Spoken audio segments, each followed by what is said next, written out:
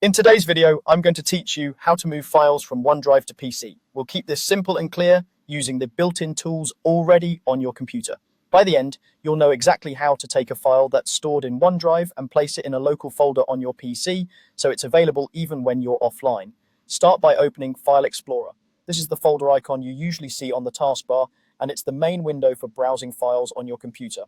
Once File Explorer is open, look at the left-hand sidebar and click the OneDrive tab. Depending on your setup, it might say OneDrive or OneDrive with a label like Personal or Work. When you click it, you'll see the folders and files you've stored in OneDrive, just like any other location on your system. Next, choose the file you want to move to your PC. You can click once to select a single file, or hold Ctrl to select several, or Shift to select a range. If you notice a small cloud icon next to a file, that means it's currently online only. That's fine. When you move it, Windows will automatically download what it needs. Just give it a moment if you see it processing. Now put the file in the folder where you want it to live on your PC.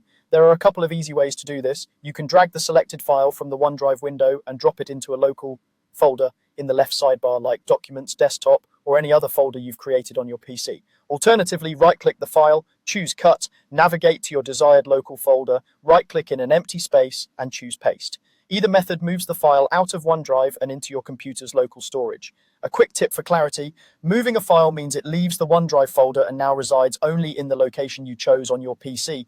If you paste it into another OneDrive folder, it will remain in the cloud.